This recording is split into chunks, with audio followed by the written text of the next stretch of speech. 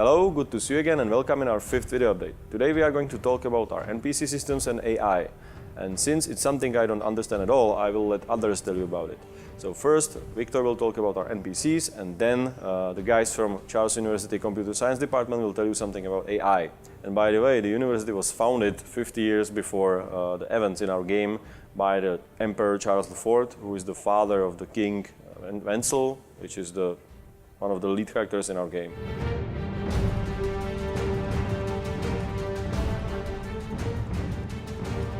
Hi.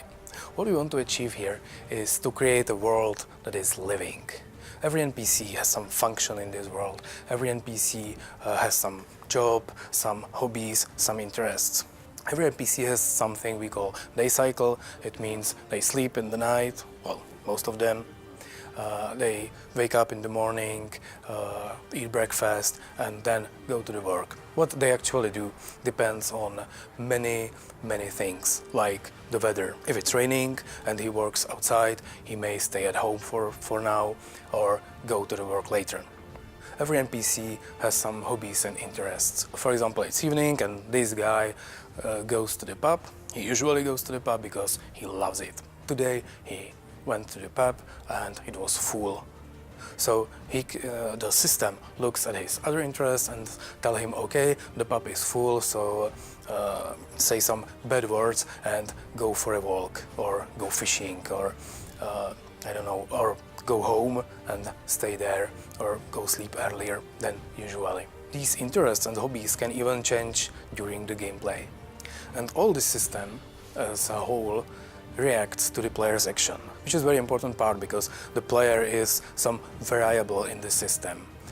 Every NPC does some stuff that is prescripted to some extent, and they react to situations. And the player is some wild card in the middle of this that can do almost anything. He can start to kill people. He can, well, actually only if he pulls out his sword and go through the street with a sword in the hand, people will react on it because it seems dangerous and they will run away or call the guards and they will arrest him. The next important part is the quest system, which is actually injected into these NPCs worlds. In Deliverance, there are no special dedicated so-called quest NPCs. It means that if you, for example, have some quest to bring to the blacksmith some leather, the blacksmith is not standing on the street waiting for the letter with the question marks over his head. He will actually do his job. If it's the night, he will go sleep. And if you want to deliver the letter, you need to wait for the morning or wake him up. Of course, you won't be very happy because he was woken up in the middle of the night, and all this actually affects the gameplay and the relationship NPCs have toward the player. Now I'm going to introduce Tomáš, who is brain of our AI team, and he will tell you some more technical details. The Warhorse AI team consists of people who are actually from research and game development research and AI research at the Charles University. Me and my team started to work together with Warhorse 2 years ago, and we wanted to create an AI that is actually alive or very living in a living world. We created our engine from scratch, so it's a completely new AI engine on top of CryEngine. We wanted to use the behavioral trees as our main component. And then we added some communications, so our NPCs actually can talk to each other, can send messages or can send messages to the environment. As we progressed, we also added features like the player is actually an NPC to us, so the AI system can interact with the player or can use the player as an NPC. We also have objects like NPCs, or the entire world is an NPC to us. This is actually our new system for the NPCs in combat, which scouts the surrounding areas, and this is used to make sense in combat of what can be used against the enemy, where are the obstacles and so on. Every NPC has its function in the world, and this function is real. They create real goods that player can buy, they do their work, and crafting NPCs even play the same mini games that player does to craft. While we don't have dragons, we have chickens. I even believe I have seen a bear once. So all these animals are actually NPCs too. They have their own day cycle, they sleep at night or hunt at night, they have some kind of behavior, they run away from player or they attack him. Now let me introduce you our scripting team. This is Peter, and this is Michal. These guys are actually working on all the systems I was talking about before, and they are implementing it into the game. Hi, I would like to demonstrate modularity of our scripting.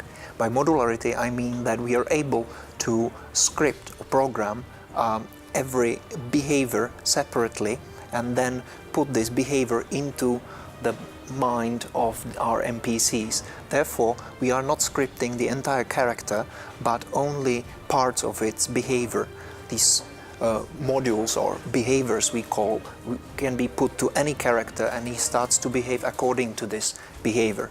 I would like to show this on this farmer over here that goes here, takes a hoe out of his pocket and goes farming or hoeing on this field over here, and he does it at a particular time, which is over here, and he starts hoeing. Okay, now to change this farmer into a fisherman, I need only few keystrokes. So I stop the game and put a different behavior to his tree. This is his tree, what he should do at that hour.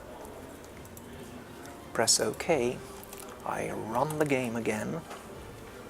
And now I have to run a little bit over here because the farmer didn't go to hoe again, but he picks up a rod over here, fishing rod, and starts fishing.